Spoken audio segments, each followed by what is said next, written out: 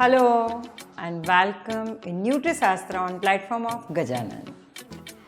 આજે આપણે વાત કરવાના છીએ સૂંઠ અને ગંઠોડાની.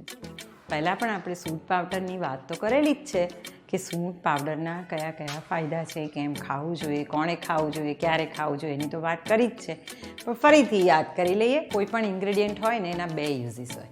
એક કલિનરી યુઝ હોય, એક મેડિસિનલ યુઝ હોય, અને ત્રીજો પણ એક યુઝ હોય that is in cosmetic industry, beauty માટે, સ્કિન અને હેર માટે પણ આપણે વાપરતા હોઈએ છીએ, રાઈટ. પહેલાં વાત કરીએ જિંજર પાવડરની. જિંજર પાવડર કો, સૂંઠ કો, સૌઠી, ચુક્કુ, સુક્કુ, ઘણા બધા નામ છે જુદી જુદી લેંગ્વેજમાં. પણ એક વસ્તુ ફોર શ્યોર કે સૂંઠ પાવડર બધા જ ક્વિઝિનમાં વપરાય છે, મોર ઓર લેસ.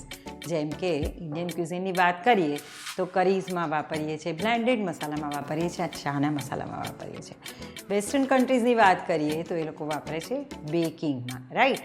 અને કોસ્મેટિકમાં મેં તમને કહ્યું એ પ્રમાણે ઘણા બધા ફોર્મ્યુલા છે કે જેમાં સૂંઠનો ઉપયોગ કરવામાં આવે છે. એ સિવાય સૂંઠનો સૌથી વધારે ઉપયોગ ક્યારે કરવો જોઈએ ખબર છે તમને?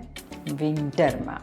યસ, શિયાળો આવે, શરીરને ગરમાવાની જરૂર પડે ત્યારે દાદી નાની જૂની રેસિપીઝ જે હોય એ યાદ કરીએ. વિન્ટર વસાણા અથવા વિન્ટર ફૂડ, એની અંદર સૂંઠ એ હંમેશા હીરો ઇન્ગ્રેડિયન્ટ હોય.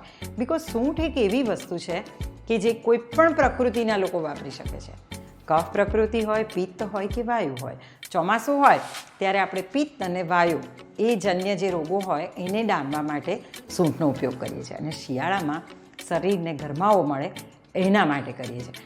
આ સિવાય મેડિસિનલ યુઝની જો વાત કરીએ તો તમને પણ યાદ હશે, પેટમાં દુખે તો મમ્મી શું કહે? સૂંઠ ગોળ ઘીની ગોળી ખાઈ લો. એનો અર્થ શું થયો કે સ્ટમક અપસેટ હોય, ડાયજેશન વીક હોય ત્યારે સૂંઠ એ બહુ જ કારગર નીવડે છે. આ સિવાય હેડેક થતો હોય, સાઇનસ જેને આધા સીસી કહેતા હતા, ત્યારે પણ સૂંઠની પેસ્ટ બનાવી નાકની આજુબાજુમાં અને કપાળ ઉપર લગાવી દે તો એનાથી તમારો હેડેક જતો રહેતો હતો.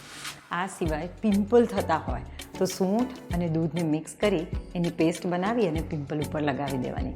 રાત્રે લગાવશો તમારા પિમ્પલ સવારે સબસાઇડ થઈ જશે.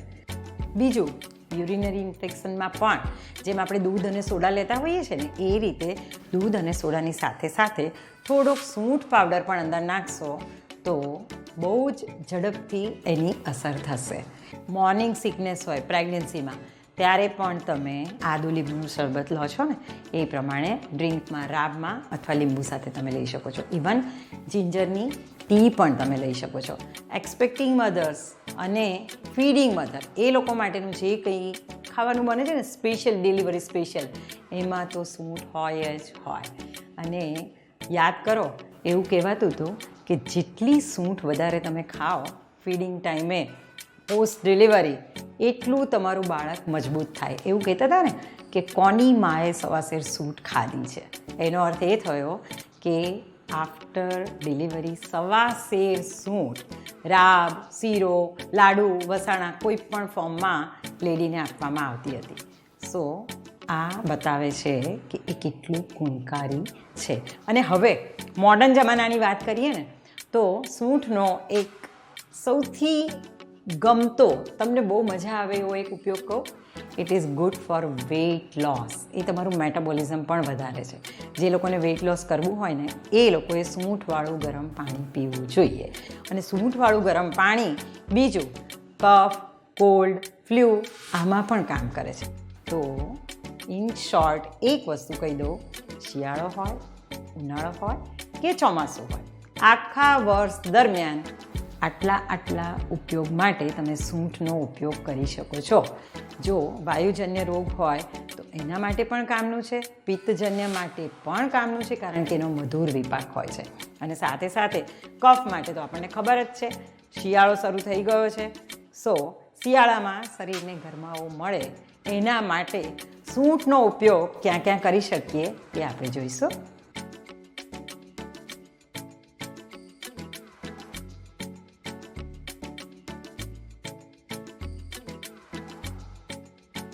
સૂંઠ પાવડર જેવો જ એક બીજો પાવડર છે જેનું નામ આપણે વારંવાર સૂંઠની પેરિંગમાં જ સાંભળતા હોઈએ છીએ. રાબની વાત આવે તો સૂંઠ ગંઠોડાની રાબ, વસાણાની વાત આવે સૂંઠ ગંઠોડાના વસાણા, લાડુની વાત આવે સૂંઠ ગંઠોડાના લાડુ. યાદ છે ને? સો ગંઠોડા એટલે કે પીપરા મૂળ પાવડર, પીપરી મૂળ પાવડર, જે પણ નામ તમે કહો, આદુ જેવા જ પીપરી મૂળ લાંબા લાંબા સ્ટીક્સ હોય, રૂટ્સ હોય, અને એનો પાવડર એટલે ગંઠોડાનો પાવડર. ગંઠોડાનો બીજો એક મેઇન ઉપયોગ તમને કહું, વાયુજન્ય રોગ, એટલે કે તમને ચક્કર આવતા હોય, ઉલટી ઉપકા થતો હોય, ઓડકાર આવતા હોય, અને મેઇનલી વર્ટિગો જે થાય છે ને, બહુ ચક્કર આવવાની પ્રક્રિયા, તમે પાસું બદલો, ઊભા થવા જાઓ ત્યારે જે ચક્કર આવે છે દેટ ઇઝ વર્ટિગો, બહુ જ કમ્બરસમ ડિસીઝ છે. એના માટે પણ ગંઠોડા બહુ જ ઉપયોગી છે. એટલે જ્યાં જ્યાં તમે સૂંઠ વાપરો ને ત્યાં તમે ગંઠોડાનો ઉપયોગ આરામથી કરી શકો છો. એ કુલિનરી હોય, બેકિંગ હોય કે મેડિસિનલ યુઝ હોય, રાઈટ? તો હવે આપણે સૂંઠ અને ગંઠોડા બંને પાવડરનો ઉપયોગ કરી અને શિયાળા માટે ઉપયોગી એવી જુદી જુદી કઈ રેસીપી બને, ઇઝી, મીઠી અને ગુણકારી એવી રેસીપીઝ જોઈશું.